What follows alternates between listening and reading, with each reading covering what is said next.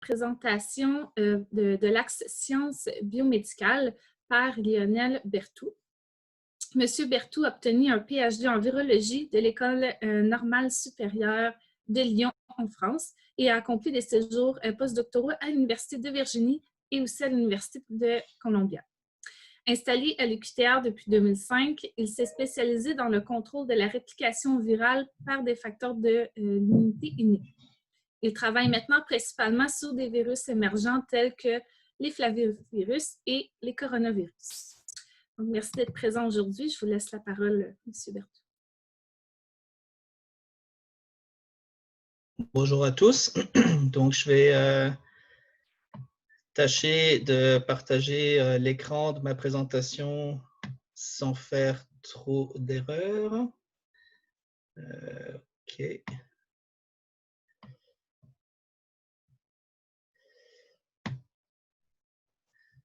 Ça devrait fonctionner. Je vais passer en mode de plein écran. Alors, s'il y a un problème et que vous ne voyez pas bien ce qui se passe, vous me le ferez savoir. Ça prend... il y a un petit délai.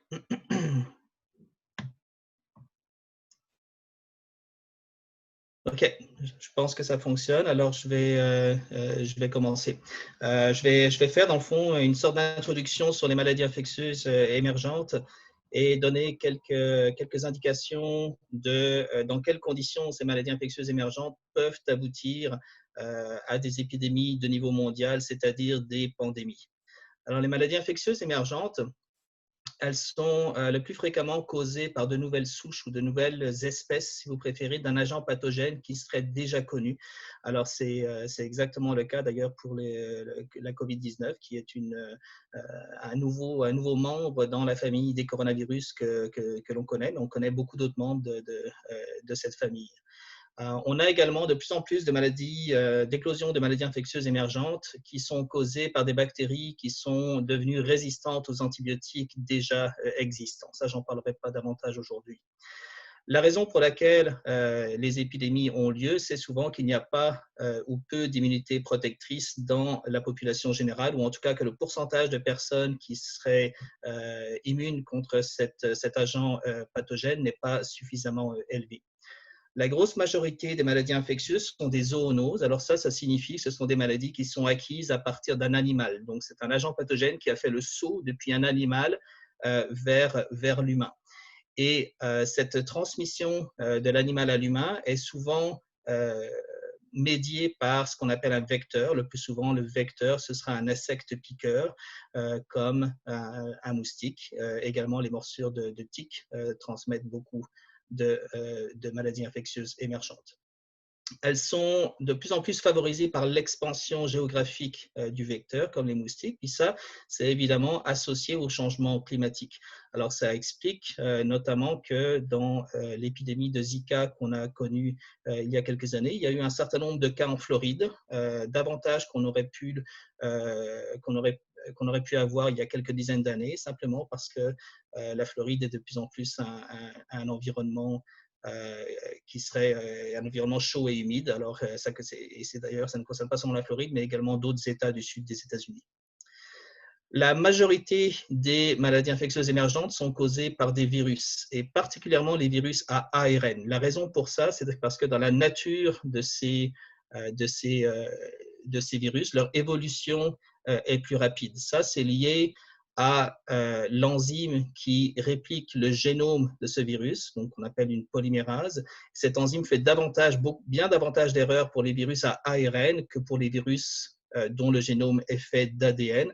Alors, qui dit évolution plus rapide, dit évidemment davantage de chances d'aboutir à une nouvelle souche, une nouvelle espèce de l'agent microbien qui pourra à nouveau provoquer une épidémie chez l'humain, parce que l'humain ne sera plus protégé par son immunité. La majorité des MIA apparaissent dans des zones tropicales. La raison pour ça, c'est que c'est là que la biodiversité est la plus grande, à tous les niveaux, au niveau des mammifères, au niveau des insectes et au niveau des microbes également. Donc, les chances d'avoir une maladie dont l'éclosion se fait entre les deux tropiques sont beaucoup plus importantes que d'avoir des éclosions ailleurs sur le globe. Et enfin, on voit de plus en plus des éclosions de maladies infectieuses émergentes qui sont liées aux déficiences dans les campagnes de vaccination, soit que les campagnes de vaccination sont inefficaces, soit qu'il y a de la résistance chez une partie de la population face au vaccin, comme on voit évidemment, comme vous le savez tous, fréquemment pour la rougeole. Alors, pour qu'une MIA devienne une pandémie, il y a plusieurs étapes, mais les deux étapes clés, ce sera le passage depuis l'animal vers l'humain, donc qui peut être médié par un vecteur, comme j'ai déjà dit. Et la deuxième étape, qui est vraiment une étape distincte, ce serait la propagation de l'agent infectieux parmi les humains. Alors, on peut très bien avoir des agents infectieux qui, de temps en temps, font le saut vers l'humain, mais sans avoir la possibilité de se propager ensuite efficacement parmi les humains. Et je vais donner deux exemples récents de ça. D'abord, une souche du virus influenza, qui est le virus de la grippe, qui s'appelait H7N9, qui a infecté plusieurs dizaines de personnes en Chine en 2013. Et également le virus MERS, qui est un coronavirus qui a infecté, là encore, plusieurs douzaines de personnes, cette fois-ci au Moyen-Orient. Dans le cas du H7N9, le virus était acquis à partir d'oiseaux. Dans le cas du MERS, c'était acquis à partir de dromadaires. La majorité des cas, c'était des transmissions directes depuis l'animal vers l'humain. Il y a eu très peu de cas de transmission d'humain à humain. Et c'est une des raisons pour lesquelles ces éclosions ne sont pas devenues des épidémies importantes. L'autre raison, c'est que la mortalité était élevée dans les deux cas, et en réalité, une mortalité élevée ne favorise pas la propagation efficace de l'agent infectieux. Alors, pour ce qui est de la propagation justement des MIA parmi les humains, ici le petit schéma du haut montre le nombre moyen de personnes qui vont être infectées à partir d'une personne infectée en comparant plusieurs maladies. Et on voit bien que pour la rougeole, ce nombre est très élevé, parce que chaque personne infectée par la rougeole va infecter 12 à 18 autres personnes. Ça, on s'entend, c'est en l'absence de vaccin. Okay? Pour Ebola, ce chiffre est beaucoup plus petit. Alors, quand on compare les maladies, ces deux maladies, on voit que pour Ebola, il y a une mortalité élevée. Et comme je l'ai dit, ça ne favorise pas la propagation du virus parce qu'évidemment, si les personnes meurent rapidement, il y a moins de chances d'avoir des contacts entre les personnes infectées et d'autres personnes. Le décès est rapide. La transmission est concomitante aux symptômes. Donc, quand les gens sont malades d'Ebola, il y a beaucoup de perte de fluide corporel, notamment de perte de sang. Et la transmission se fait de cette façon. Alors, évidemment, vous comprenez que les humains qui sont autour d'une personne malade d'Ebola peuvent littéralement voir les symptômes et peuvent prendre des mesures pour éviter d'être infectés eux-mêmes. Donc, ça ne favorise pas le virus. Également, dans le cas d'Ebola, il y a peu ou pas de transmission via des aérosols. Les transmissions se font par contact physique direct. La conséquence de tout ça, c'est que la transmissibilité est faible, heureusement, et au final, la prévalence est faible. Les deux épidémies d'Ebola, la première en Amérique de l'Ouest et la deuxième en Amérique centrale dans la dernière décennie, ont été des épidémies importantes qui ont fait beaucoup de morts, mais ne sont pas devenues des pandémies mondiales comme on le voit aujourd'hui avec la COVID-19. Comparé à ça, pour la rougeole, on a une mortalité qui est généralement modérée, voire faible. Le taux de mortalité dépend essentiellement de facteurs tels que la nutrition, l'accès à de l'eau potable, les soins de santé, etc., etc. La transmission du virus de la rougeole précède les symptômes. Okay? Donc, les symptômes principaux qu'on connaît pour la rougeole, ce sont des lésions rouges à la surface de la peau, mais ce n'est pas de cette façon que le virus est transmis. Le virus est transmis par des gouttelettes de salive qui précèdent l'apparition de ces lésions. Et pour cette raison, évidemment, les gens contractent la rougeole sans le savoir, sans se méfier. Et donc, la transmission de la rougeole est très efficace. D'une façon générale, lorsque les virus sont transmis de façon aérosolée, donc par des petites gouttelettes de salive, la transmission va être plus efficace. Alors, pour la rougeole, on a une transmissibilité élevée et, par voie de conséquence, une prévalence élevée. Pour ce qui est des coronavirus, dont évidemment on parle beaucoup en ce moment, ils proviennent des chauves-souris.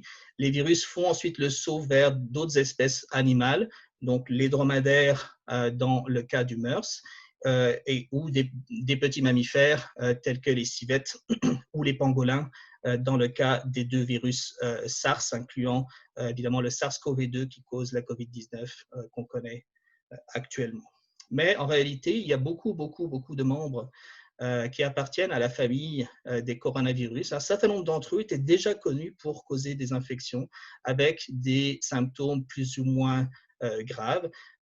Et donc, en réalité, parmi tous ces membres, et ils ne sont pas tous représentés sur ce schéma, donc il y en a vraiment seulement 3 qui ont causé des épidémies importantes chez l'humain dans les 20 dernières années. Et donc, il ne faut pas négliger la présence de tous ces autres virus qui potentiellement pourraient évoluer pour causer une nouvelle épidémie ou une nouvelle pandémie chez l'humain dans les années qui viennent. Les outils pour étudier et suivre les infections par les maladies infectieuses émergentes ont beaucoup progressé. On est capable maintenant de séquencer un très grand nombre de génomes venant d'un très grand nombre de patients. Notre capacité d'analyse a beaucoup grossi. Alors ici, on voit un exemple d'étude où on voit qu'à partir de séquençages de génomes qui sont réalisés sur plusieurs années, sur un grand nombre de patients et d'oiseaux à la surface du globe, on peut reconstituer, dans le fond, les mouvements du virus. Et vous voyez sur le schéma du haut que les virus de la grippe ont tendance à se propager à la surface de la planète assez rapidement.